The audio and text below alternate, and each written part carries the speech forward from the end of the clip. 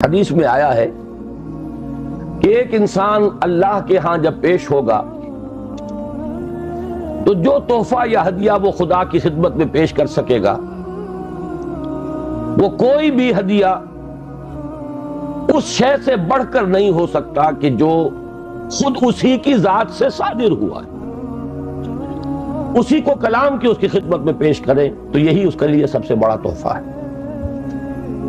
اس لیے یہ آتا بھی ہے کہ اللہ تعالیٰ میدان حشر میں فرمائے گا جو قرآن مجید کے پڑھنے والے، حقیقی معنی میں پڑھنے والے، ان سے کہا جائے گا کہ تم پڑھتے چلے جاؤ اور تمہارا آخری مقام، تمہارے درجات بلند ہوتے چلے جائیں گے، آخری آیت جو تم پڑھو گے اسی کے مطابق تمہارا درجہ بلند ہوگا۔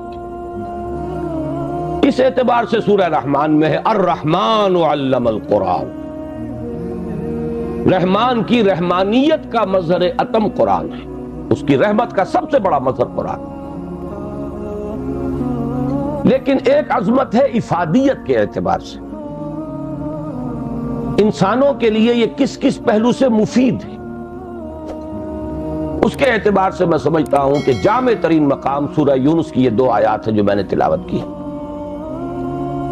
یا ایھا الناس، اے لوگو، قد جاءتکم موعظۃ من ربکم وشفاء لما فی الصدور وہدی ورحمۃ للمؤمنین۔ پہلی آیت میں 4 الفاظ جمع کیے گئے قرآن کے لیے۔ اے لوگو، تمہارے پاس آ گئی ہے وہ شے جو موعظہ بھی ہے، نصیحت، واعظ سے بنا ہے لفظ،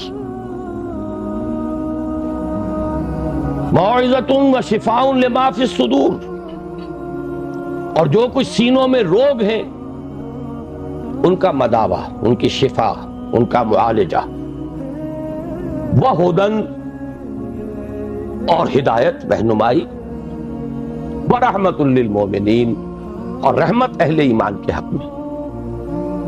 اس کے بعد فرمایا، میں ان 4 الفاظ کی شرح بعد میں کروں گا، لیکن دوسری آیت کا مفہوم بھی سامنے آ جائے تو اس پہلی آیت کی عظمت جو ہے وہ نکھر کر سامنے آئے گی۔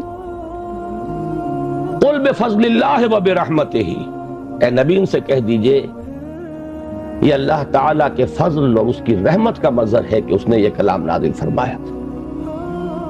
فبذالک فلیفرحوا،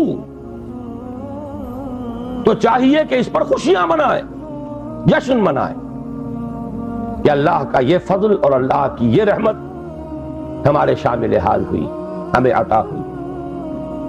هو خیر مما یجمعون، یہ ان تمام چیزوں سے زیادہ قیمتی اور بہتر ہے جو یہ جمع کرتے ہیں، دولت، مال و اسباب، آسائشوں کا ساز و سامان، راحت کی مختلف چیزیں جو بھی انسان جمع کرتا ہے۔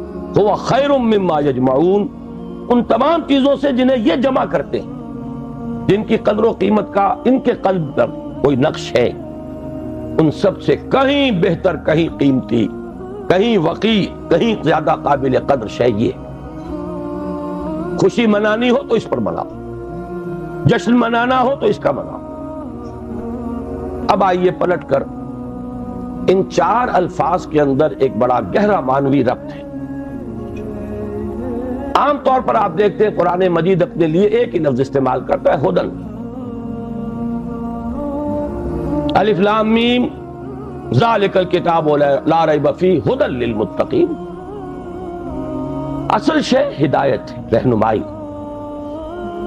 ابھی رمضان مبارک کی آمد آمد ہے، اس کا جو ذکر ہے سورہ بقرہ ہی میں، شہر رمضان الذی انزل فیہ القرآن ہدی للناس وبینات من الہدی والفرقان۔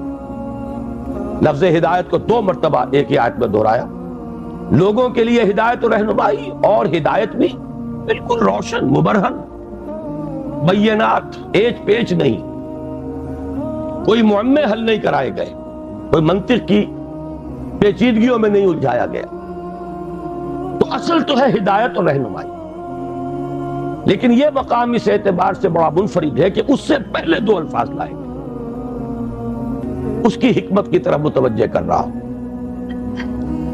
جیسے کیونکہ میں بھی کبھی طبیب تھا، ڈاکٹر تھا، اس حوالے سے یہاں کئی میرے سابق میرے اعتبار سے ہم پیشہ حضرات یہاں موجود ہیں، انہیں معلوم ہے کہ اعلیٰ سے اعلیٰ دوا ہو، وہ جذب ہو جسم میں تبھی تو مفید ہوگی۔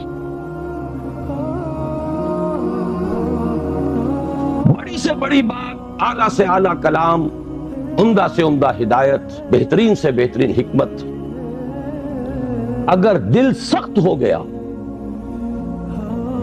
تو مرد ناداں پر کلام نرم و نازک بے اثر۔ پھول کی پتی سے کٹ سکتا ہے ہیرے کا جگر، مرد ناداں پر کلام نرم و نازک بے اثر۔ یہ دل کی سختی جسے قرآن کہیں کہتا ہے رین، کلا بل ران علی قلوبہم، ان کے دلوں پر زنگ لگ چکا۔ حدیث میں بھی آیا ہے ان هذه القلوب لتصدع، ان دلوں کے اوپر زنگ آ جاتا ہے، کما یصدع الحدید اذا اصابہ الماء، جیسے کہ لوہا جو ہے زنگ آلود ہو جاتا ہے جب پانی اس پر پڑے۔ کہیں کہا گیا کہ دل پر سختی آ جاتی ہے، اور انسانی دل پر جب سختی آ جائے، قرآن مجید میں سورہ بقرہ ہی میں وہ تمثیل ہے رونگٹے کھڑی کر دینے والی، کہ جب انسان کے دل میں سختی پیدا ہو جائے تو کوئی شے دنیا کی اتنی سخت نہیں ہوتی جتنا کہ انسان کا دل سخت ہو جاتا۔ ثم قست قلوبکم فہی کالحجارۃ او اشد قسوۃ فإن من الحجارۃ لما یشقق فیخرج منہ الماء وإن منها لما یہبط من خشیۃ اللہ۔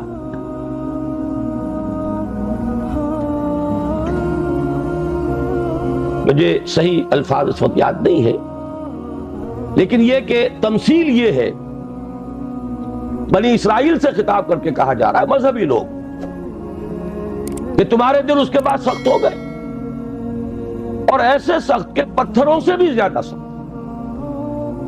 پتھروں میں تو وہ بھی ہے جو شک ہو جاتے ہیں، پانی نکل آتا ہے، چشمہ پھوٹ بہتا ہے، ان میں وہ بھی ہیں جو اللہ کی خشیت سے گر پڑتے ہیں۔ لیکن انسان کے دل پر اگر یہ سختی آ جائے تو پہلی ضرورت ہے دل کو نرم کرنے کی، اور اس دل کو نرم کرنے کے لیے ضرورت ہے واعظ کی۔ وہ واعظ کے جو آج ہمارے ہاں بڑی ہی تحقیر والی بات بن گئی ہے، واعظ ہو رہا ہے، یعنی واعظ کوئی عمدہ شے نہیں ہوتی، واعظ کوئی اعلیٰ شے نہیں ہے، کوئی عقلی باتیں ہو، کوئی ریشنل اپروچ ہو، کوئی منطقی بات ہو۔ واعظ کے بارے میں تو بڑے ہی ایک استحقار کے انداز میں کہا جائے یہ واعظ فرما رہا ہے، حالانکہ واقعہ یہ ہے کہ واعظ کی بڑی ضرورت ہے۔ دل نرم ہوگا تبھی وہ جذب ہوگا، کلام اس میں داخل ہوگا۔ آپ کو معلوم ہے وہ زمین جس کے اوپر کتا جاتا ہے سخت، کتنی بارش برس جائے وہ پانی ادھر ادھر چلا جائے گا، جذب ہوگا ہی نہیں، لہذا اس کی کوئی فانیت نہیں۔ تو سب سے پہلی شے ہے دل کو نرم کرنے والی۔ ایک حدیث میں اس کا نقشہ کھینچا گیا ہے کہ ایک مرتبہ حضور نے وعظ فرمایا، خطبہ دیا، اس کے بارے میں الفاظ آتے ہیں کہ جس سے دل لرز اٹھے اور آنکھوں سے آنسوؤں کے چشمے جاری ہو۔ صحابہ نے عرض کیا کہ حضور معلوم ہوتا ہے کہ یہ تو کوئی آپ جیسے کہ یہ کلام آپ کا جیسے کسی کو وداع کیا جا رہا ہو، رخصت کیا جا رہا ہو، کوئی ایسی بات ہے؟ تو مزید وصیت فرمائیے، مزید نصیحت فرمائیے۔